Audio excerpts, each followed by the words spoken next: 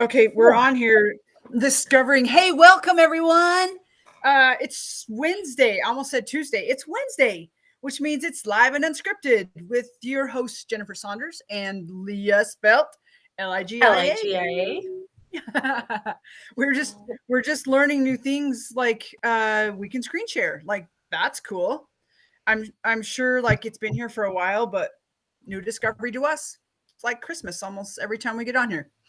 Um, at least for me, I'm one that I'm not like super into just going in and messing with all the buttons, and I still have that like little bit of mentality of like I'm gonna mess something up and then I don't know how to fix it, and then I feel like that, and I Like don't like how? that, and I don't like feeling like that. So I love that you're on here messing around with all the buttons. And for those of you who are totally confident in doing that, like I celebrate you. And I'm just gonna ask for some vibes for a little more confidence that way for myself. Hey, this live and unscripted is coming to you from the Righteous Rebels. And if you are not currently a member of our group, the Righteous Rebels, that's on Facebook. You can head on over there and click the join button, boink, and we'll see your request, and we'll be like, "Well, you won't see it, but we will actually celebrate, and then we'll say accept, and you're part of the family, right?" And then that is what happens. Wait, is it that way or is it that way? The other way. That way? Yeah, there you go. No, That you way. had it right. Yeah, that way. There you go. Okay, so a little bit of Your delay adventure going is on. backwards too. Were you aware of that? No, Yeah. So it must be mirrored. probably. I'm sure there's a way to correct that. I have no idea. Could you go in there and mess around and figure it out? I'd have to be on your end to do that. I actually think I saw a place recently where it showed that, and I was like, "Oh, well, that's cool." But okay, I gotta make sure that we're actually on here. Um, so if you are, again, if you're not a part of the Righteous Rebels Facebook group, head on over. There we are, and become a part of our family, become a part of our community. The more the merrier, and the more the magic. That's it. We live and unscripted, if you're unfamiliar or new to the platform, is my it's my podcast, more or less. It's my vidcast. Can we make, is there a word for that already? Can I make up a word? Sure. Make up a I word. don't care. Um, it really was my solution to having to go in when I was doing an actual podcast called Living Courageously Exposed. um, I just didn't love all of the production afterwards of cleaning things up, and it's not really what I teach in life in general. I'm a believer in the messiness, and that the messiness has a purpose, and when we try to hide it, just shit happens even more. And so I just decided that I was going to interview my guests live, that's always been the case. A lot of times I'm interviewing people that I've never met, or I've had a really quick phone call with, or I've met them on the street and said, "Oh my heck, I there's just something really cool about you. Do you want to come chat with me live?" And I love this process of getting to know somebody in front of everybody. Partly as an example of like, it's really easy to do. It's really easy to get to know somebody. It just takes a little bit of courage and bravery to put yourself out there. And for those of you who do that, congratulations. And for those of you who aren't quite there yet, keep taking the steps. Keep taking the steps, and let us know like what that feels like for you. We would love it. So a lot of times we'll have guests next week. In fact, we're interviewing Brandy. Did I say her name Yes. right? Brandy Uh, Morris. Tell us a little bit about Brandy, Leah. I actually So don't know her. Leah does. yeah, Brandy is a woman I met in Toastmasters probably 5 years ago now. And she was just a vibrant soul, and we've stayed in touch. She's a life coach, she's a speaker, and she actually introduced me to the tada, because I was in a space of like, I never do enough, I'm never enough, blah blah blah. And she's like, whoa, just You sound like you've done a bajillion things. How about we switch that list from a to-do list to a ta-da list, and celebrate the things that you did get done. So I just really appreciate her, um, just her outlook on life, and just the joy that she shares. She is in a real like a beautiful creative flow, and she's making earrings and stuff right now. So I'm just super excited to share what her creative journey has been and how she shifted into that. And I'm just excited to share her with you all next week. I'm excited for that. Um, and so when we don't have a guest, we just come on, and sometimes we'll have a topic or something that's come into our presence that we'll talk about. Today, honestly, we're just going to chew the fat, which means whatever comes to our minds, we're just going to have open conversation about it. Or if you have a thought or a question, we would love to hear it. What's something that's on your mind? Be part of the conversation by dropping a comment in the comment section. We will be able to see that and be a part of that conversation with us. Would love it. We have a couple people on here. I see Amber. Hey, Amber. Thanks for joining us. Amber was actually a guest a few months back. You can go and see that interview with her, which was really exceptional. You can do it on, again, the Facebook group of the Righteous Rebels, or you can go to therighteousrebels.com. And we have a whole section of our live and unscripted, and you can see any of the ones there, including Amber, who is watching us now. Yeah. I actually would like to bring Amber back on, and I know that she dabbles in herbs, which is always fascinating to me. She dabbles more. I take them, I use them. She like has studied them more, and we're coming to that time of year when they can be super helpful. And I've been thinking I would love to bring her back on. I know she's created some elderberry stuff with elderberries, and she's created a fire cider, and these are all things that I have used to boost my immunity and keep my system up and happy. So Amber, if you're interested, this is your now public invite to come and share what you're doing. Okay, before we get too much further into this, one of the things that we do is because we are live and unscripted, and I really believe in. We've just lost Leah. I don't know what that's about, but she'll come back. In coming to the present moment, and in just taking a moment to breathe and do a simple breathing practice where I know, welcome back. That allows you to let go of anything that's already happened in the day, and to let go of anything you think is already going to happen or going to happen in the day, and just be right here, right now, where you can lend to the conversation by being present and the energy and the inspiration of all of that. So this is a program or a broadcast. All my words want to come out at once today. Where we allow inspiration to lead the conversation. I'm just a huge believer that when we have inspired ideas and inspired conversations, that just really awesome yumminess comes out of that. Things that we were unexpected, unplanned, and just like juicy awesomeness. So this is also a time where you get to just practice doing something so simple that brings your heart into coherence. It slows down your mind. It slows down your breathing and your thinking and all the things, and just let you be present with you. And it's something that you can practice many, many, many times a day. But I would encourage that, especially when you find yourself in moments of just like consternation or just like mind just like static and frustration, that you just take a minute to go. So today, that's actually what we're going to do. Let's just do simple box breathing, which is it's always most often taught with a 4 or 5 count, just a longer count in breath through your nose. filling your lungs all the way down into your hips, holding that inhale for the same count, releasing as much as you can in the same count, holding the exhale for the same count, and then repeating.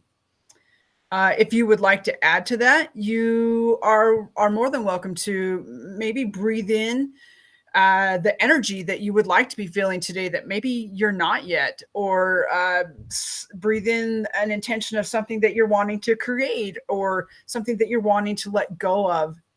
And as you exhale, let that let the shizzle go that's inside you, and then replace it again with the intention, the feeling, whatever that is for you. So as you do this, I'm going to invite you to do it with downward gaze or closed eyes, whichever feels most comfortable for you. And we'll do it with you. So go ahead and take whichever gaze is most comfortable. We're going to breathe in through our noses, holding that inhale, breathing it out, really expelling the air, holding the exhale. And I'm going to have you repeat. Let's do 3 cycles on your own.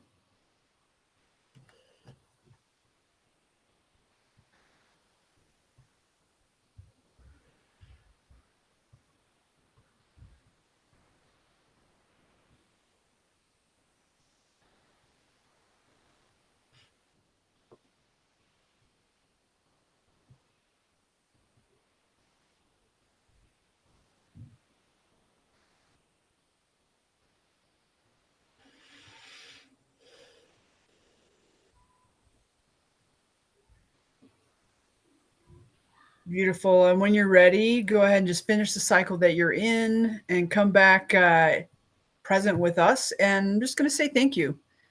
I love how that feels for myself. I actually feel myself start to settle. I notice like maybe how clothing sits on my skin. I could actually feel a crease in my sleeve on my sweatshirt. I have one leg tucked under me, so I could really feel the pressure of my body on my foot. But mostly what for myself, what I love about that is just I can feel the slowdown, and I can feel like I can feel the presence of just right here, right now, where amazing sauce can happen. So, how about you, Leah? I think for myself, it's really a reminder to stop multitasking, and just allow myself to be present. Um, I think that's really challenging for me at times. Is I'm and it, I know you don't get as much done with, like, I know that, but yet, when you're multitasking, you're really just splitting your attention in a bajillion different directions, and you're not getting as much done as you like to think you are. Um, so I think it really, I appreciate the intention of it, just because it causes me to be like, okay, are you actually being here, or are you trying to do behind the scenes stuff and find links and do this and do that? Like, what if you just got present, and how can that shift how you think and how you Right. feel? I actually appreciate you bringing that up because I know that multitasking is like one of those things that maybe in the business world or well, really any any part of the world is like so like, oh my gosh, I'm such an amazing multitasker. And for those of you who are, congratulations. I used to be as well. Until I recognized that I really was only I was not giving anything my best.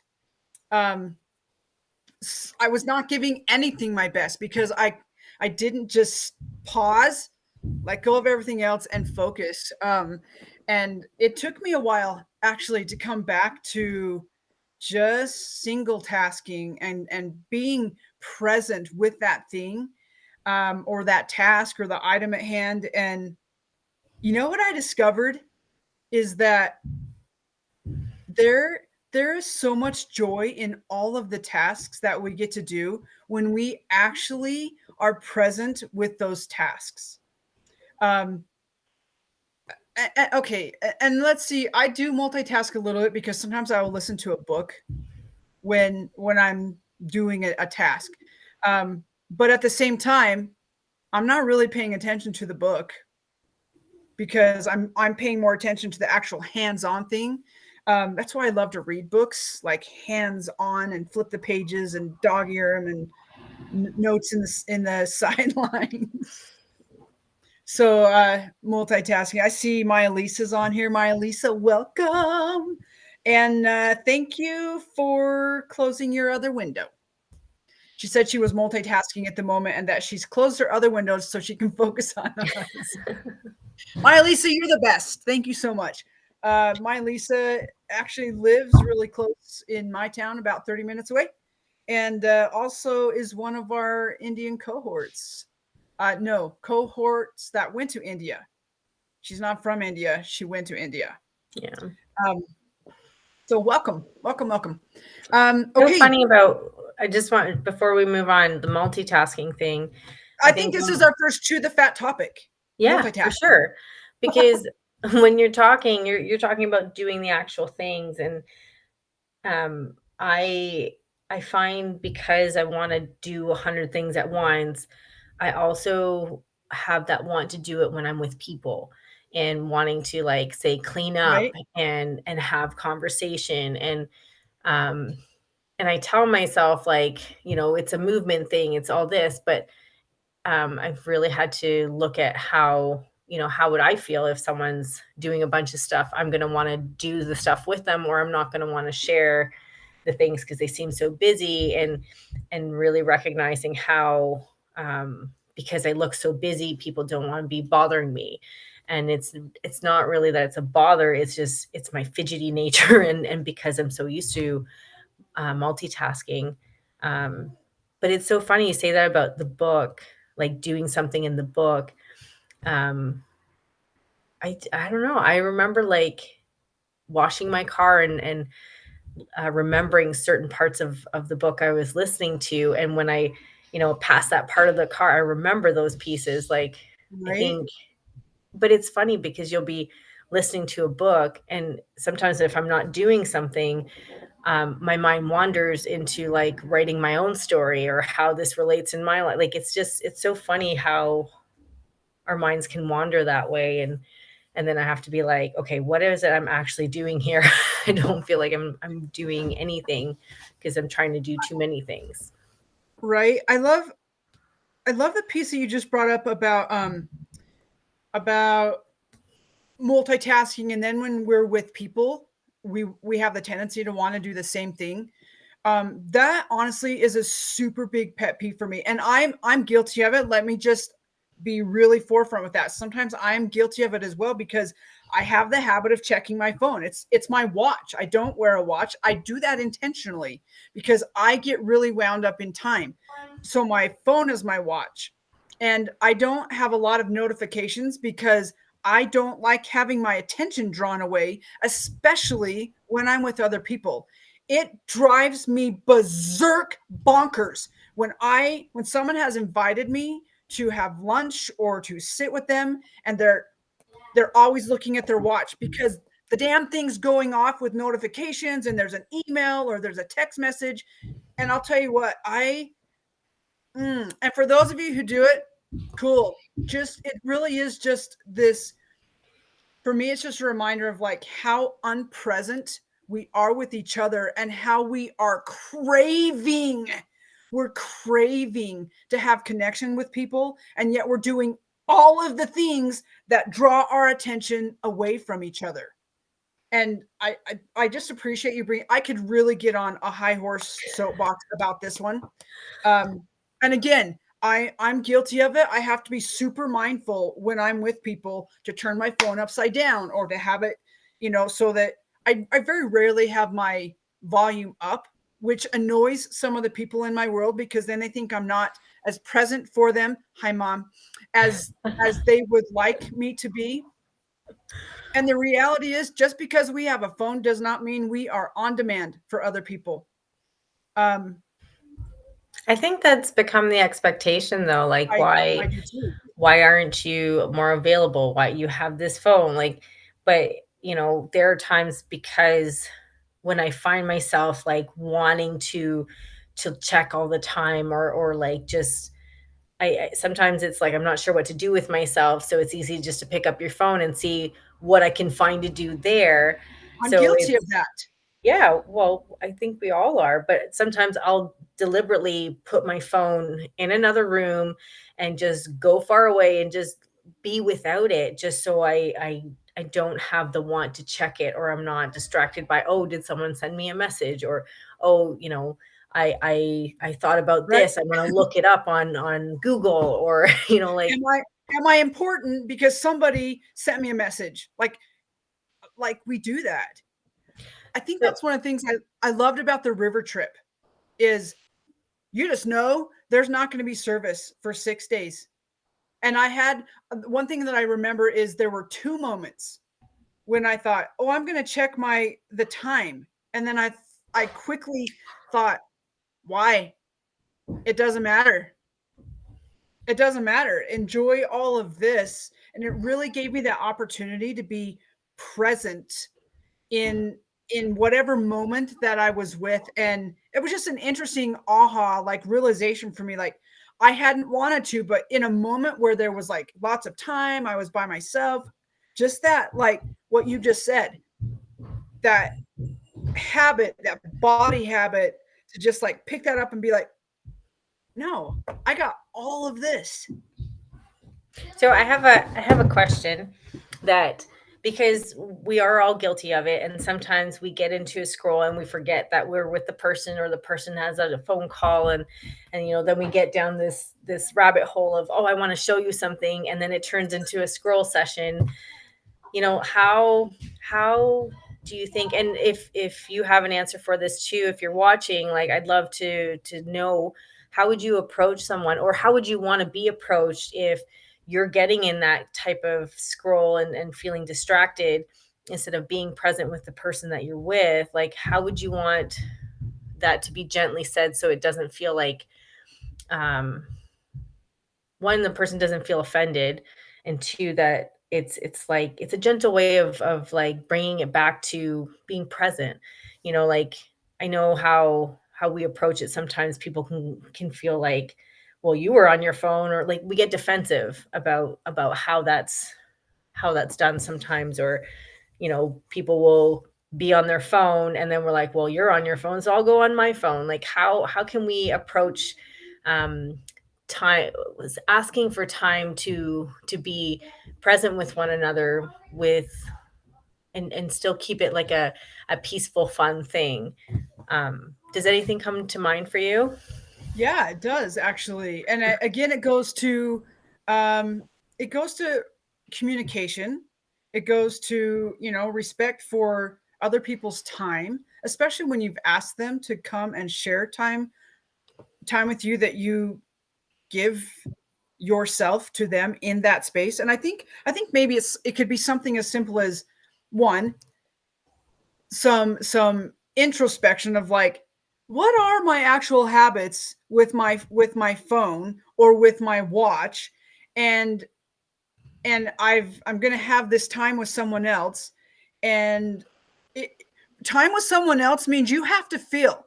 It requires you to feel. Always checking your phone and the distractions takes you out of feeling, and the other person feels that, unless they're completely distracted too. I think for myself, what came up is even just it's boundaries. It's boundaries. It's about saying like, hey, in this next 60 minutes or 90 minutes that we have together, can we agree to like put our phones in our purses, and to either take your watch off or turn the notifications off, so that you can just be really present with each other? Or if you have something that's on your phone, be like, hey, can I show you something that's on my phone? Like, actual vocalized communication. I thought my Lisa, nope, that was No, you. that I'm just putting some Yeah, that was ideas. me. I thought, so that was what came to my mind, is just like setting boundaries, and really making clear what your time together is. Now, if you're together and your time is to be, scrolling on your phone with each other, looking at different things, then know what that agreement is up front. and so that one person is like, there have been many times I just feel like, wow, you invited me to a lunch session and you've looked at your watch 18 times in a half hour. And I'm like, are you even listening to what I'm saying? Are you, I may have exaggerated the 18 times, but it was close. Um, and I just think the agreement is that way. And having the courage, one, love and respect for yourself, because it is your time and it's their time. And then having the courage to say, hey, I'm so excited to be with you today. I know that sometimes I can get distracted with my phone. I'm going to put it in my bag. Is that something you were okay with agreeing to as well? So I really want to be present with you. So communication, I think, is probably one of the biggest things. Anyone else out there have a thought? We've got a few little people, not little people, a few people watching. I would love to hear your thoughts. How about you, Leah? For me, if it's with my kids, I'll text them. If we were doing something and they've gotten into a scroll, I'll actually like text them like, "Hey, did you want to chat still?" Or I know there's been times where it starts with a notification here and a notification there, and you're addressing stuff.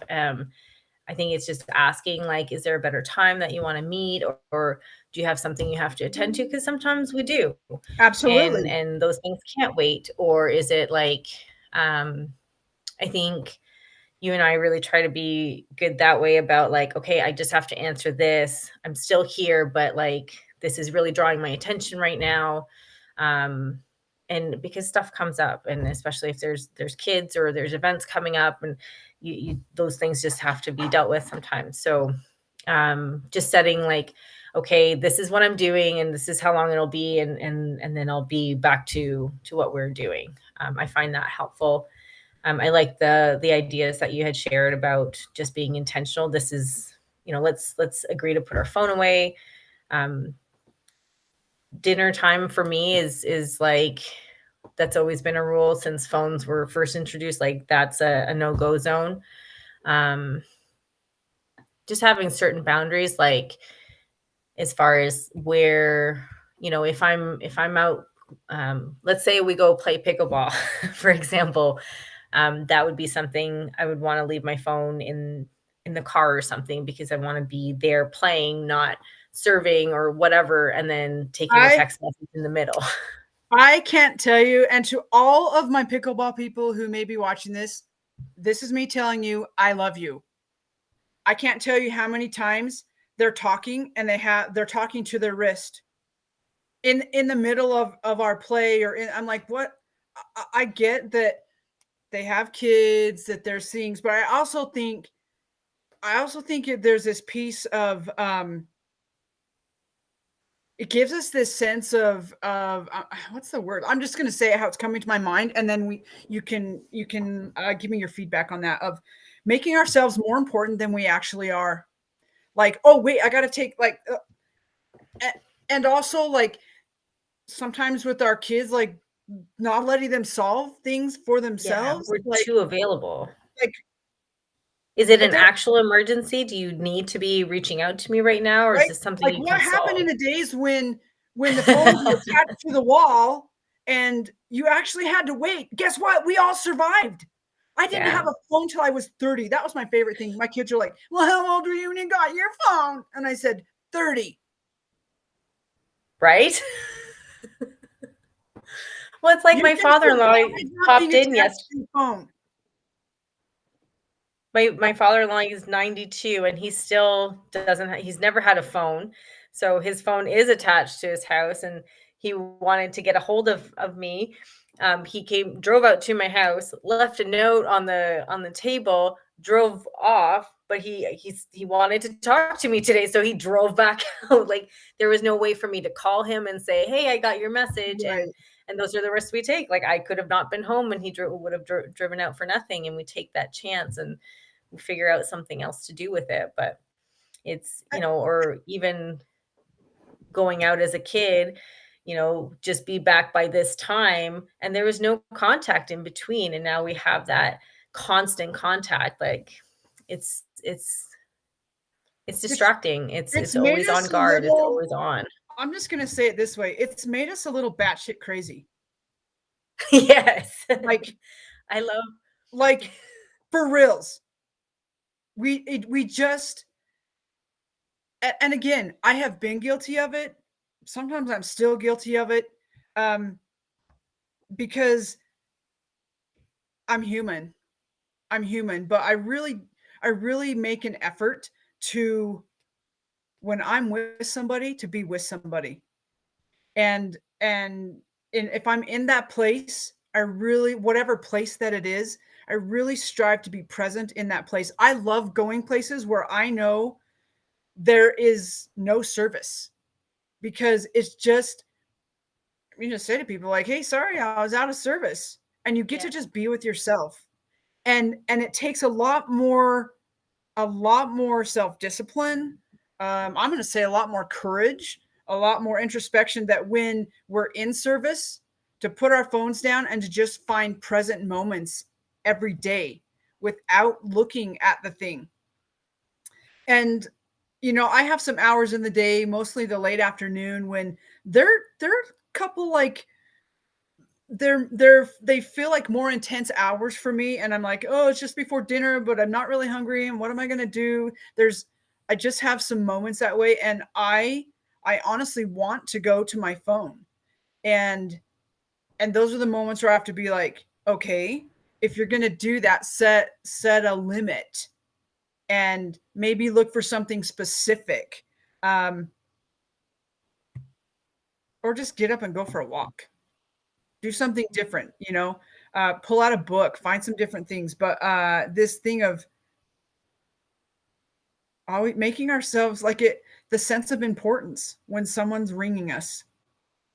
Well, and or even when we're not constantly being rung at, if it's like, well, why is no one reaching out to me? And that can lead to a whole other um just another spiral of feeling bad about ourselves. Like, why didn't I hear about my from my kid, or this person didn't answer me, or and then we want to get into a scroll because we're needing that hit of like, I want to feel needed, I want to feel like someone's thinking of me. And um so that can be another spiral we go in.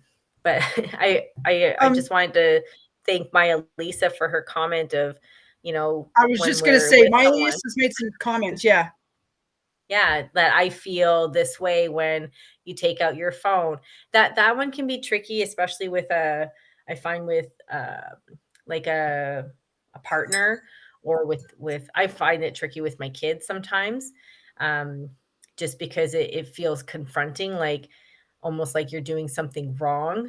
And I think I really appreciate this conversation because it we I don't think we realize just how much we are on our phones at times. And um, I really appreciate Maya Lisa bringing up that I feel this way, that you take ownership for how you're feeling, and it's not you're always on your phone like that. That's the worst comment that I get as a mom, because I'll be like busy, go, go, go, doing everything for everyone else. And the second I wanted to sit down and like have a minute to myself and check my messages, that's when I get the "you're always on your phone" remarks. And there's been times where I literally keep my phone in the car. Oh, you were on your phone my whole game, and I'm like, that's not even true because it's been put away. So it's just I thank you for Maya Lisa for sharing that. I feel just how important and that is.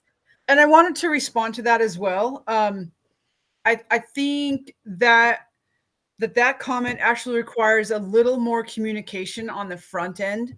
Maybe it's just like a love sandwich, where you thank the person like, "Hey, I appreciate the time that I got to spend with you, and here's the value that I got out of it. I did have a couple of moments though, of like, feeling unimportant because you kept pulling your phone out or whatever." Then I think using that statement and just saying, and then add some kind of loving statement on the end too, of like, "I'm looking forward to next time, and maybe seeing how we can do it differently," or Seeing what other kinds of where that particular those statements lead into further conversation. I think it could be super, super healthy and helpful.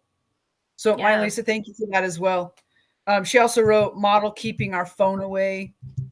Yep. Um, and tech creates digital ADHD. Amen. You go Yes, for one thing totally. and see 10 other people to respond to. Dang. Or or reels that just keep you sucked in, or whatever it is. I fully agree. Um, There's this I didn't put the author, but there's a book. I've watched several of his talks. Johan Hari. He wrote a great book, and he has, I believe, a few TED Talks or maybe a podcast. But he talks a lot about stolen. The book is called Stolen Focus: Why You Can't Pay Attention and How to Think Deeply Again.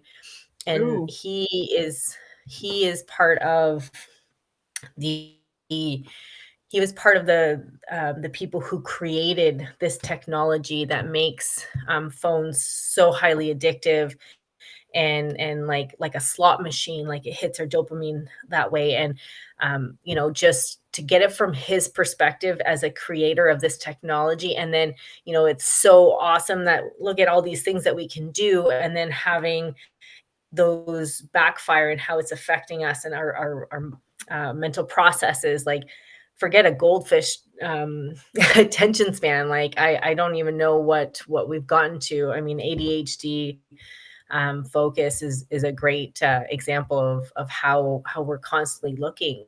Like, um, I find myself can I model in something those. really quickly?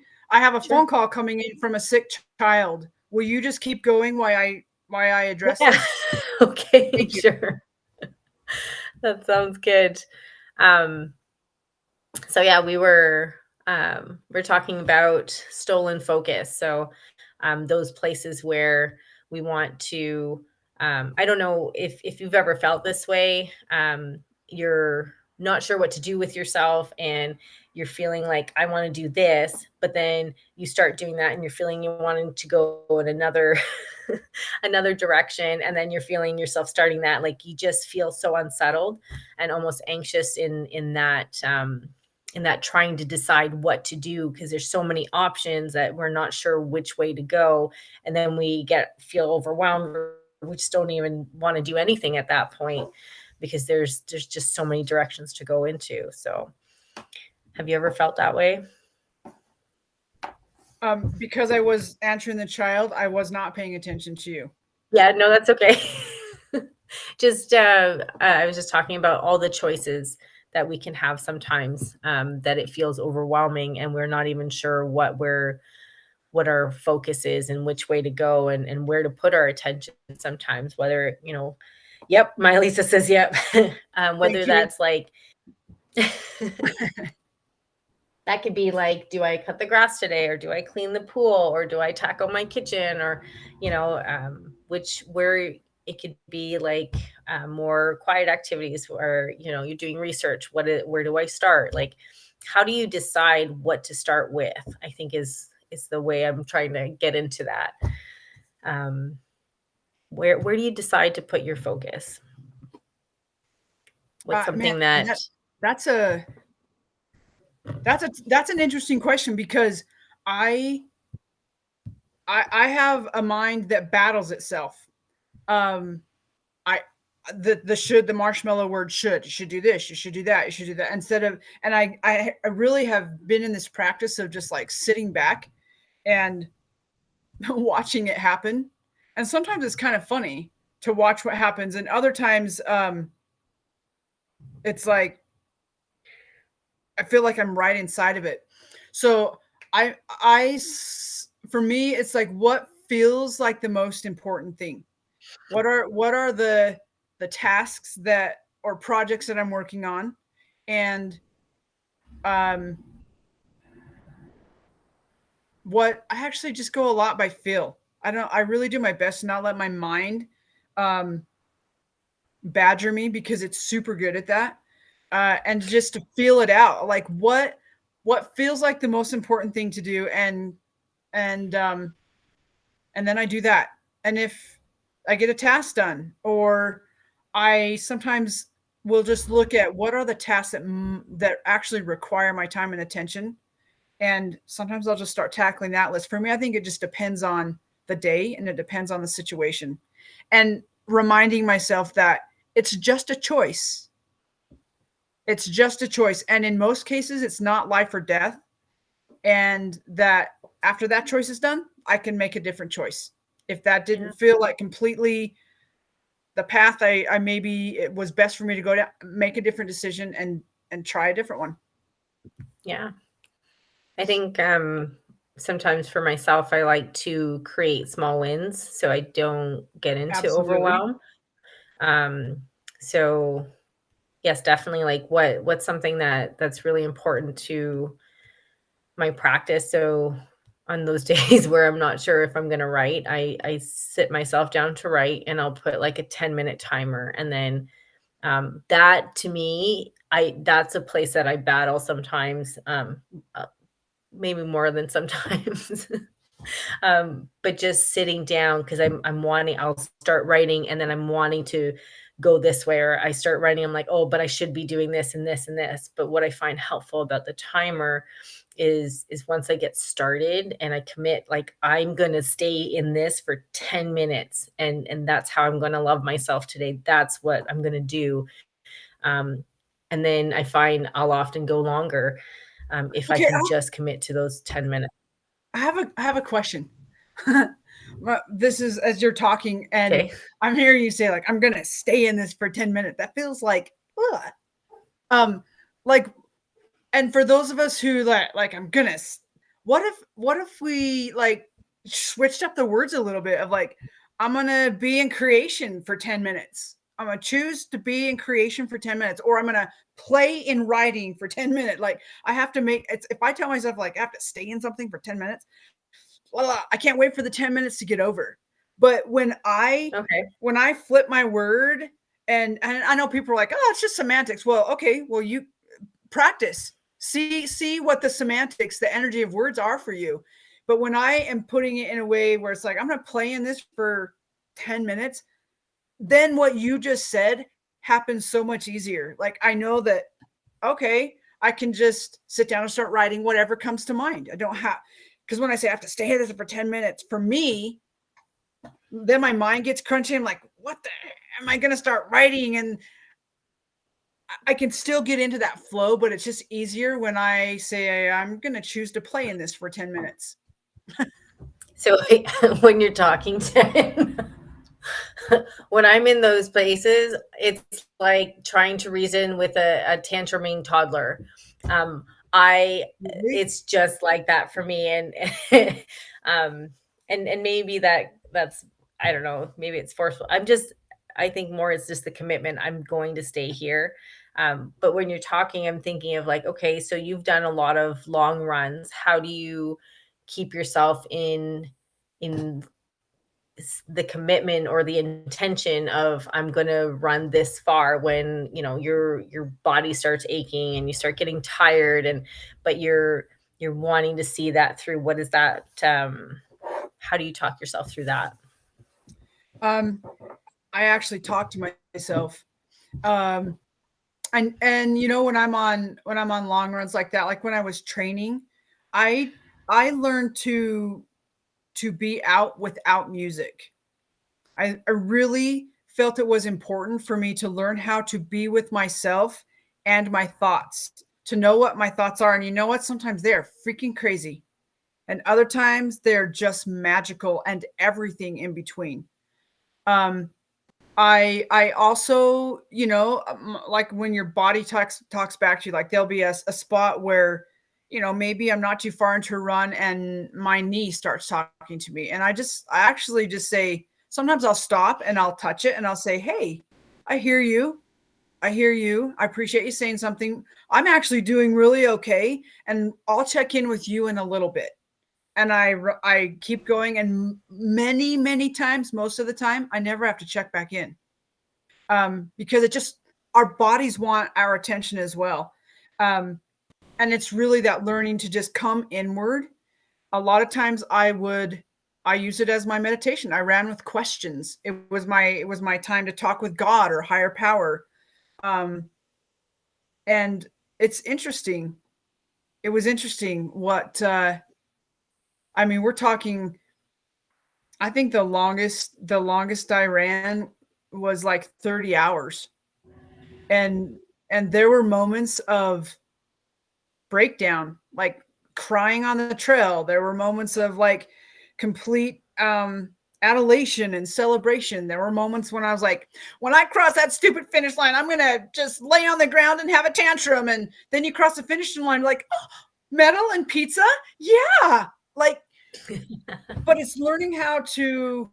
It really is about learning how to go inside and feel, and to know what you're thinking, and to learn how to talk to yourself in a way that is beneficial, instead of tearing yourself down. I mean, I very easily could say to a body part that's aching, like, oh, poor me, I should stop, I shouldn't run anymore, rather than saying, it's kind of like when you talk to a kid, or, oh my gosh, maybe even an adult, and you pause for a moment and you acknowledge what's hurting. And then the little kid just goes on and plays like nothing was wrong. And a lot of times adults will too. We just want to be heard and seen. And there were so many times that I wanted to stop, but I just learned how to feel and be like, is that something really serious? Or is it just maybe a psychosomatic thing, because my body knows I'm going to go do something challenging, very challenging. Um, and so it's trying to protect me. It really, it, all of this is about learning how to talk to yourself, learning how to feel, learning how to be with yourself so you can be with other people, being present. I love how you talk about that, and I just find this conversation interesting because I think of I haven't done super long runs, but the way that you talk about it, I think of the moments when I was writing my book and just feeling like I had to force myself to sit at certain times or I wouldn't do it. And I had burned my book several times and I was just at a point where I had to do it because I had committed to a community and like I felt myself tantruming at times, like because it was challenging some parts of that to write and really just put myself in a chair and do the thing. And then I think how could I've talked to myself differently? But I don't think I in those moments like I needed that tough love to and maybe that's just how I was raised to do the thing was with the idea of tough love and having the accountability and not wanting to look bad with other people who were in that program like the people ahead of me who had done the thing and the people who were coming in after me wanting to be a support to them. How can I support them if I don't do the thing? But like it was probably one of the hardest things I ever did, just making myself sit. And I say making myself because there was a lot of other things I could have done. Um, and I don't know that if I had talked to myself more kindly that I would have done it. So it's just interesting how we all have that different process and how we get through hard things. Yeah. Um, you and I've had this book discussion a lot, because I'm going to say I'm in process of writing a book, and I've been there for a little while. Like I sat down, I did the thing, I tantrumed in the beginning of many writing sessions, um and I let myself. I think that's part of the acknowledgement. And you know what? Some of those tantrums I'm going to put in the book, because that's real life.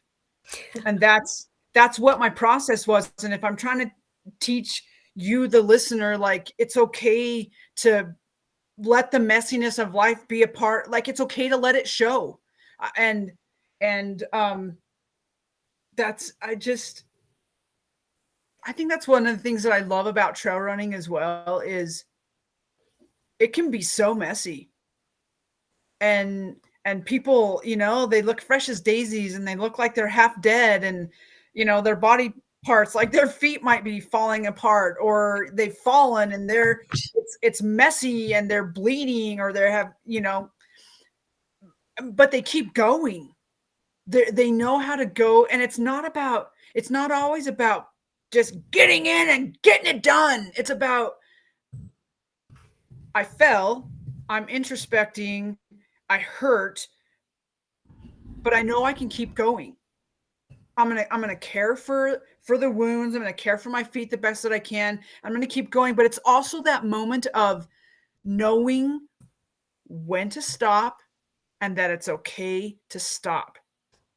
And I've had that discussion about me writing this book, of just like, I have not been in a space to make myself sit down and write.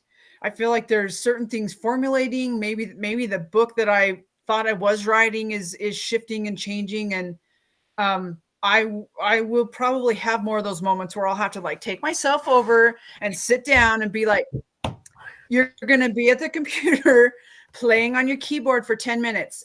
And if you have a tantrum for 10 minutes, okay. And then you just sit with yourself in that tantrum, right? I use the word force, but I don't think it's really force. What's that? You've got to allow it. We have to allow ourselves to tantrum. I think that's part of the issue, is how many times were we told, stop it, don't act like that, you can't do. How many times have I told you? Like, really, people, we're told that having those feelings aren't okay, and sometimes we just got to have a tantrum. Yeah. And so this is me giving you, the listener or the watcher, permission to have a tantrum. Go throw rocks. Don't throw them at people or windows or things that are important. Go throw them over a cliff. You know what's a really fun thing? And now that they're not like gold, go to a safe place and throw eggs. Because there's something really cathartic about watching, like here's what I do. And I haven't done this often, but the few times that I have, I usually just throw rocks. Is I attach a feeling that I'm feeling to the egg. And then I say it out loud and I throw it. And then I watch the egg explode and it's like, another one. Okay. What am I attaching to this one? It's the same thing. Okay, cool. And you throw it and it explodes. It was like, like water balloons would work, or something that just is. Allow yourself to have a tantrum sometimes. It's okay. Allow yourself to have a meltdown in the middle of your floor. It's okay. It's healthy. It will help you move forward faster and get back into a space of peace and coherence. And you just hug yourself afterwards and be like, dang, that was rough for a few minutes, but I feel better because I listened to myself. And if you need to, you call someone else and you say, hey, I'm having a moment. Will you just listen to me? Or can I come over and get a hug? Those moments are really cool too. That one's a little more challenging. I will acknowledge that. But it's a beautiful moment for both people. Well, I think of the moments that when we chat on Marco Polo, and it's not that you need interaction so much as I just need to talk this out and hear myself say the things and talk myself through whatever it is you're going through. And those have been magical moments as well. And I think to acknowledge, like, I'm having a tantrum moment. Will you please just listen? Like, say the words. Yeah, for sure. And even like in my writing, sometimes when I'm feeling that way and I've committed, I'm going to sit down and do this, and I don't know what to write, I will write those things. I don't want to be here right now. I don't feel good. I have a bajillion things I have to do. and what happens in those moments, sometimes it's just a lot of that crap, but at least it gets out of my head and out on paper. I can see how I'm feeling, and then I can, now it's out of me, so I can shift to have a different energy. So I find that helpful. Or the other thing that happens is start getting that out, and then I explore, like, why is that, and like, what does that mean? And it takes you down these beautiful winding roads that you get little gold nuggets along the way. Right? Like, it's Well, I love that you just say that allowing yourself to feel the things, and that it doesn't have to be perfect, and it can just be messy. spoken from someone who is overcoming perfectionism. Like, and Right. I love the piece of, and I do this with my clients, especially those who are like personal training clients. Um, is they're like, I don't feel like working out, or I don't feel like going for a walk, and I say, then go for 5 minutes. Just do something, and then check in with yourself in 5 minutes and be like, how are you feeling? Well, I think I can do 5 more minutes. Awesome. Go do 5 more minutes. And if Yep. you check in and you're like, that actually, and it truly feels like that's okay, then let it be okay. No beating yourself up. You celebrate it. And same, I love that piece with writing because you've said that many times, like, my 10 minutes ended up in 40. Awesome. Like, you just check in, and sometimes it's just getting past the guards that are trying to keep you safe, because when you're Yeah. writing, you're feeling. Oh, You're yeah. feeling. When you're walking, you're feeling, and you're getting a physical response too. And all of these things, it's all about feeling, and allowing ourselves to do it versus staying in all of the things that are distracting us from ourselves, where we can be inspired, where we can actually feel joy or feel sadness. And PS, part of being human is experiencing all the emotions, not just the happy. Um, Sometimes I think we get that a little confused, that life is about being happy. And while that is part of it, you also have to allow yourself to have the other side, which is the tantrum. Be a Yes. 2-year-old sometimes. Just, Definitely. maybe go somewhere that you're not going to cause collateral damage or cause other people stress, because unless it's someone who knows how to handle that, um, yeah, have a tantrum. Yeah. This is your invitation to have a tantrum today, and then let us know about Yay. it. Right? I remember, when I used to run my daycare, uh, we would have to go pick up kids from school, and I had littles, under 3 years old, and we'd have to get all bundled up in the winter to go for the walk, and sometimes after nap time they just didn't want to do the thing, and they'd have little tantrums, and instead of like fighting it or waiting it out, I if there was more than one having the tantrum, I would just lay on the ground and start having my own pretend tantrum, just mirroring what they're doing, because like, I don't want to go, I don't want to have to bundle you all up, I don't want to have to do all this stuff. So I'd have my own tantrum, and they just how that shifted the energy, and then we could laugh about it, and then I'd ask them to help me get me dressed and put my hat on my shoe, or my hat on my hand, and my shoe on my arm, like, and then it just became a funny thing. But it was the tantrum that interrupted their tantrum, that they could be like, what is this? Right? They're not supposed to have tantrums. And it's just Beautiful it's a way of pattern shifting. interruption. Yeah, pattern interruption, that was the word I was looking for. So That's yeah. awesome.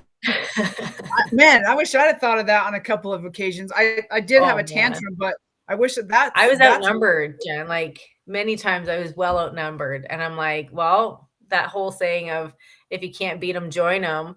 It just it worked for me in that setting. So I love it. I wanna yeah, respond to, Maya Lisa's comment. thanks so much You for you being here, said, Maya Lisa, today. yeah, thanks for I love adding to the it. conversation. That's super fun. Um, and I love that she said, and again, knowing Maya Lisa's personality, I think this is such a beautiful thing for her.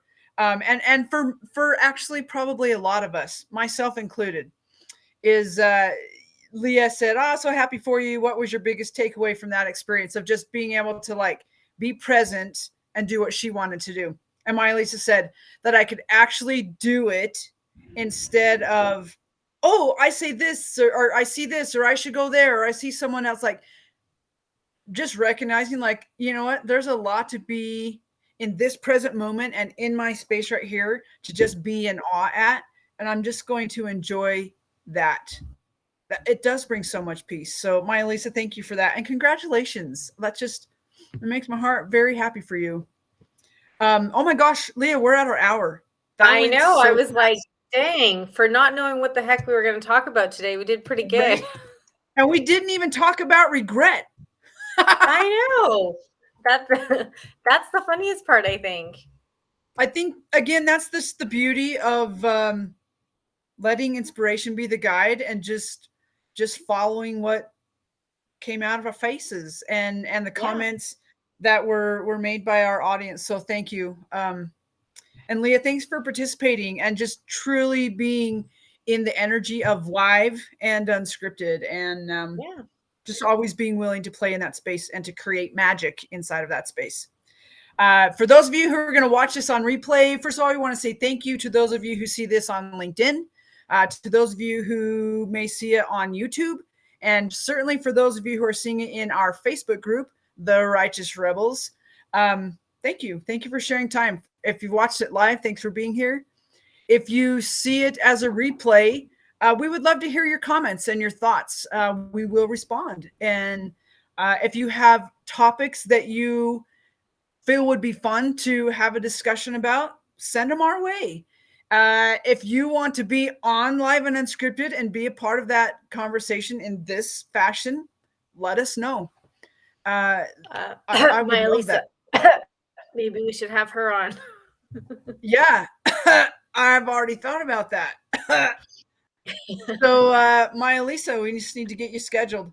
That would be fantastic. Maya Lisa, what does a Wednesday at the end of October look like? You can message me and let me know that. Wow. I feel like that's, it says my mind's like, and we're done. Yeah. That was beautiful. And if you want to have a hands-on experience to disconnect and from all the things that are pulling your attention and really be present for a solid 6 days, this is your invitation to sign up for the river trip in August. That will just totally shift things for you, and just you'll come back a whole different person, which is an amazing thing. Like legit, if you're writing a book, this is a really great place to go and be present. If you're creating something, whether it's a piece of art or it's a course or it's whatever it is, this is a really, really amazing place to come and be present. If you're a teacher or someone who leads a group of people, this is a really amazing place to come and get present. It's also a beautiful way to challenge yourself in ways that you probably haven't. I'm still processing, honestly. And my new statement, I mean, usually I'm like, oh, I can do that. I climbed the Grand Tetons, or I can do that. I ran 100 miles. I can do that. And now currently it's because the river was my newest taking fear along for a ride challenge. I just often say, oh my gosh, I can totally do that because I just paddled 76 of those 80 miles and I faced the rapids, and I just am excited for you to be a part of that experience with us. So Leah, thank you for bringing that up. Where can they go to, if we have spoken to you, you can go register at where? The actual registration page, or to find out more. Yeah. So I'll put that in more. Okay. And P.S. Let's see, find out more. This is for our female rebels. Right now, it is an all-women adventure. Men, we are creating one for you, but we want to know that you're interested in it because it takes a lot of work, a lot of putting together, and it's not it's an investment adventure, and we want to make sure that you're really interested in doing that. We met a couple of the male guides, and they are fantastic, amazing. I learned so much from them, and our female guides are they're out of this world. They all are out of this world. Let's be real. So there's that. Also, so the river trip, just really quickly, you can hold your spot for $500. You do not have to pay the whole thing up front unless you want to, and that option is available for you. We've really tried to make it, because we know it's an investment. It's an investment in you. Make it easy for you to get in. So $500, hold your spot. And then there's a payment in February, and there's a second payment in by June. Yeah. So let us know. Also, there's an option if you want to save some fees. You can. There are other ways to pay other than through the process you'll see online. Just let us know, and we can set that up with you. So I put the website to find out more, and also I put in the link for if you're ready to make your deposit. So awesome. Thank you. And thank if you you. have any questions, feel free to reach out to either Jen or myself, and please do. And just know it's not just we're planning on having like times to connect for the people who are going on that trip, and just do some live calls that way as well. So I think, and there's we're going to call aftercare. There's aftercare because there's a lot of processing that takes place when you have been that deep into the wilderness, really just in that energy for 6 days. It changes you. And so stepping back into, the real world, when you've been in the real world, can feel a little trippy. And so you'll get some care before we go, and you're going to get some care afterwards. But just get yourself registered. Like that's the first step. Commit right now. That voice that's like, just say, take a nap, listen to your heart, go get yourself registered. Let's get that process going. And then another thing to start to just keeping an eye out for. I'm going to let the cat out of the bag. We're working on a 100-day challenge. With some really cool intentions behind that, and purpose, very purposeful. So watch for that. It will be coming out. I believe we're going to go mid-October. And so we're working on some details of that, how to get you registered for that, and just final inspirations of what that looks like. So excited for that one. It's going to take you powerfully into the new year. I'm just going to put it that way. Yes. And lastly, on my end, anyway, just know that we love you. Yes, definitely. We appreciate you. We appreciate how you show up, and just encourage you to continue showing up for you. Continue showing up for you first, and everyone else next. All right, you ready? Remember, I'm ready. Remember, be bold. Be brave. Brave. Be a rebel. Be a rebel. One of you these days. Frozen. What do you want me to do? Oh, dang. You did it beautifully. Thank you. All right, friends. We'll see you next Wednesday with Brandy. And I'm gonna let Leah take the lead on that one and take the back seat. So it should be fun. Tomorrow, I believe there's a creative unraveling session, little art session with Leah. Thursday. Yeah. Leah's favorite day of the week. And so join us for that right here at the Righteous Rebels Facebook group. And until then, love you lots. Enjoy your day.